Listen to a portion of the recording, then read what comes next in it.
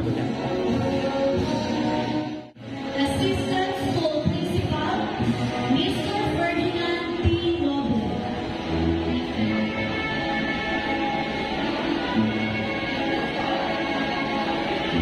School Head, Dr. Josephine M. Manunas. Richard Schools, Public Schools, District Supervisor, Dr. Ana Rosa R.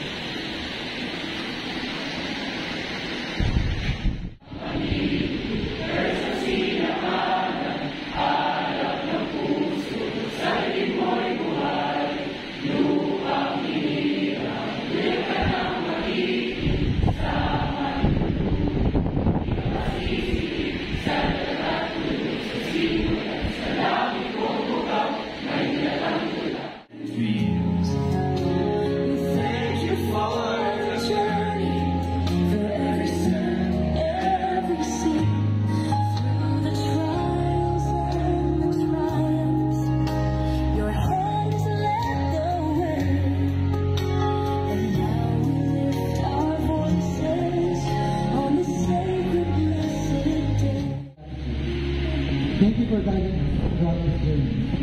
Through every late night, every challenge, every victory, and every lesson. Thank you for...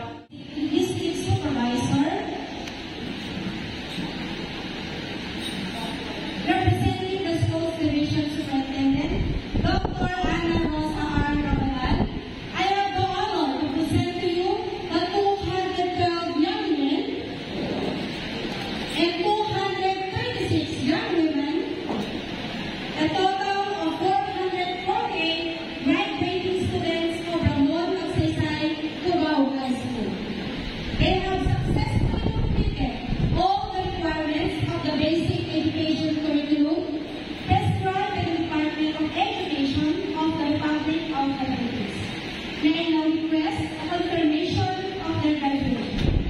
By the power of the Superintendent Dr. Raji S. Villa certified, and by virtue of certification made by our principal, Dr. Josephine Marinas, that you have satisfactorily completed all the requirements of the K-12 curriculum under the Department of Education of the Republic of the Philippines, I now confirm your graduation here at the Magsaysay High School, Cubao. Now, on April 14, 2025, congratulations!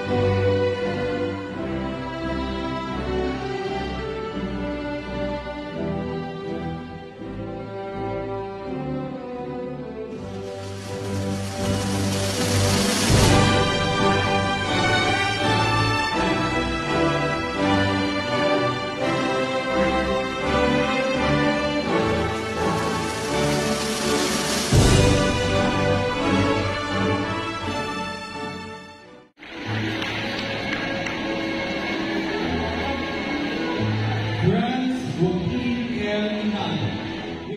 Best in Sports Age District Level Best Early D. Martin with I.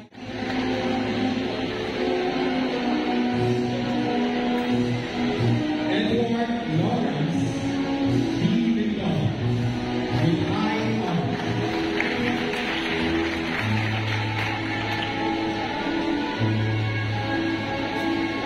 Justin Gabriel U.O.A. Franz Pilar B. Pancho with high honors and world virtual award.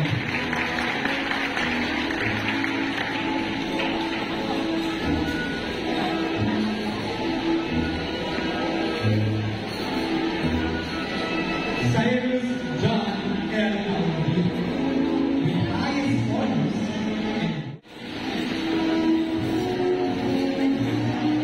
John Rex Cecilia with high honors.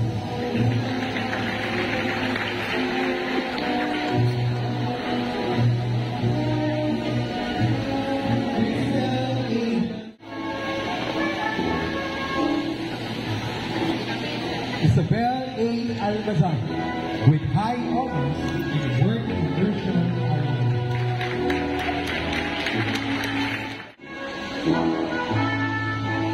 Princess Sophie Abigail Basa with high honors and work immersion award.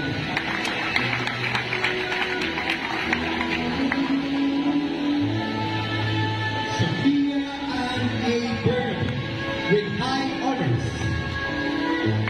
Recipient of Outstanding Performance in Filipino. Also awarded 8th place in Mobile Journalism District Level Best Conference and Regional Qualifier in paglalapat at pagdidisenyo ng pahayagan. Stephanie Ann A. Burnaby with highest honors. Recipient of Outstanding Performance with highest honors and Work Immersion Award. Recipient of Outstanding Performance in Filipino. Also awarded 7th place in pagsulat ng Column Division Level Press Conference and Regional Qualifier in paglalapat at pagdidisenyo ng pahayagan. Marie Isabel C. De la Cruz with high honors.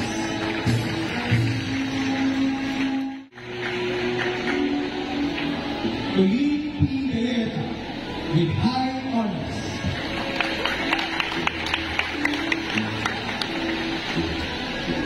Gwyneth Louise F. Levan with honors.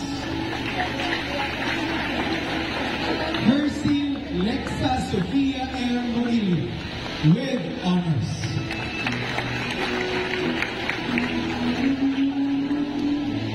Irish Cassandra M. Talika with high honor version awardee.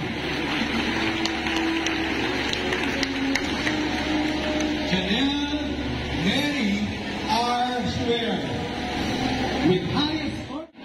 Dominic M. Taku with high honors. Work Immersion Award. Recipient of Outstanding Performance in Computer, Outstanding Performance in Science, and Outstanding Performance in Research. Also awarded 7th place in pagsulat ng column, Division Level Press Conference. Regional Qualifier in paglalawan at pagdidisenyo ng pahayag.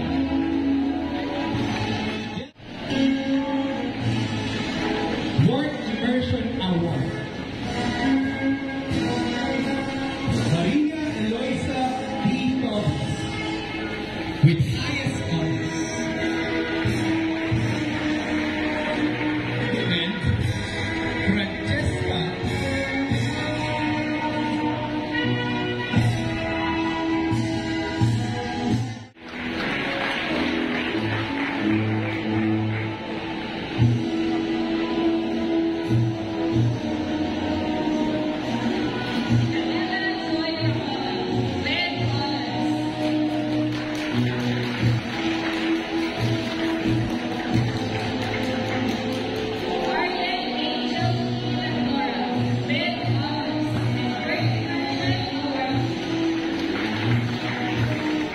Van Lawrence P.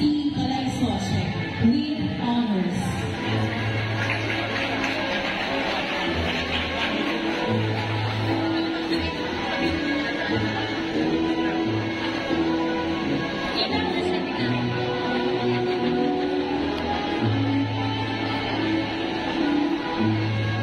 Miguel C. Batilar with honors and work immersion awardee. Outstanding performance in specific discipline. NCR aerobic gymnastics finalist.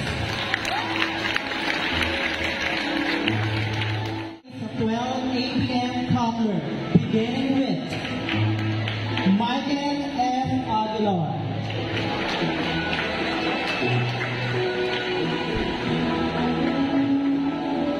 Joshua N. Apolinario with honors.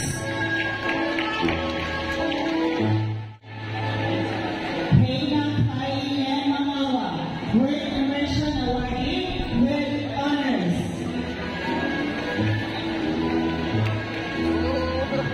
Nancy Ann S. Freeler, Work Immersion Awardee with honors.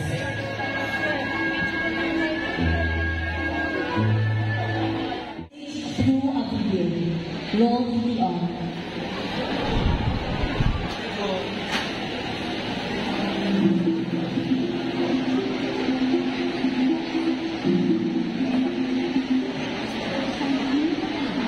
ang senior high school graduates ng batch 2025. Sa loob ng 6 na taon, ipinamalas ninyo ang hindi nakatangarang sipag, tiyaga at dedikasyon sa paghubog ng inyong kaalaman, kakayahan at talento.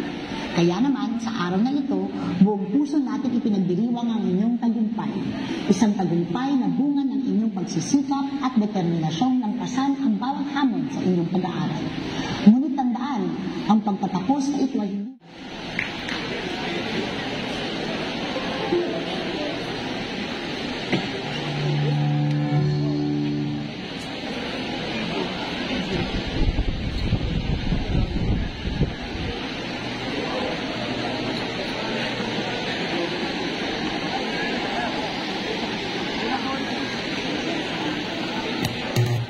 Galang-galang naman.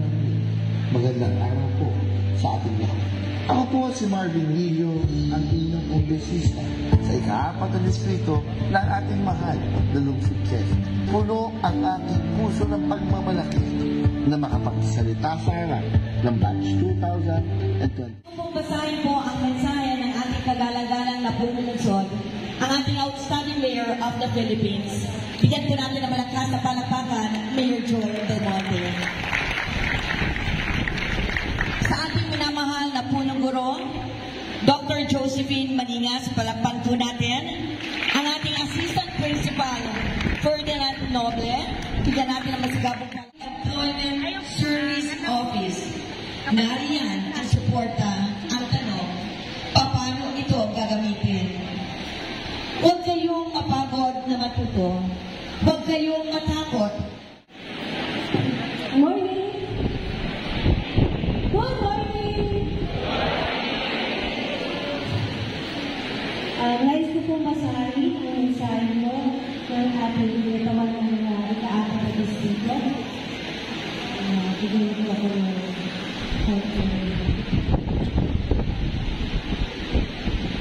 So, una sa lahat, graduates, palapakan nyo yung sarili. Okay, palapakan nyo natin ating nagawahan. Palapakan po natin ang ating mga magulang, tito, tita, lolo, lola, kuya, ate, na kasama ninyo. At ako'y nagbibigay po din po sa punong guro ng ating Ramon Magsaysay High School, kay Dr. Josephine Maningas. Palakpakan po natin siya.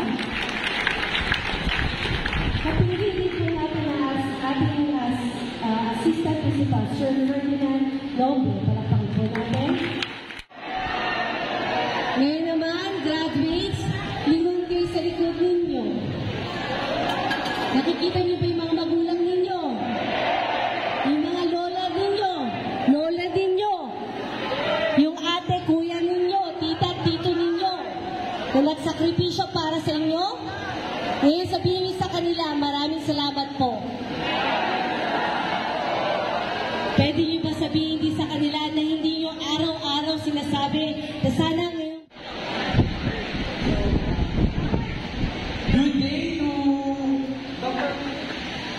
Good day to Dr. Maningas, our principal. Good day to our teachers, parents, guests, and fellow graduates. There was a time when graduation felt far away. I still clearly remember my complaints to Aina at the start of grade 12. November, 1 year na naman bago tayo makagraduate. All of us students were just trying to survive each day. Cramming for a quiz we forgot about, struggling through deadlines, and squeezing in memories between responsibilities and activities. And yet, we are here. We made it. Not because everything was... Magsaysay Cubao High School. Graduates of Ramon Magsaysay Cubao High School. Class of 2024-2025. Class of 2024-2025. Do hereby solemnly pledge. Do hereby solemnly pledge. To uphold and protect our Constitution. To uphold and protect our Constitution. To work with perseverance and dignity. To work with perseverance. The Department of Education, Honorable Sally Anna. As we close school year 2024-2025, I want to extend my heartfelt gratitude to our learners, teachers, school staff, parents, and partners who have been part of the education system to meet the demands of a rapidly evolving world. I have seen this commitment firsthand in my visits to schools across the country.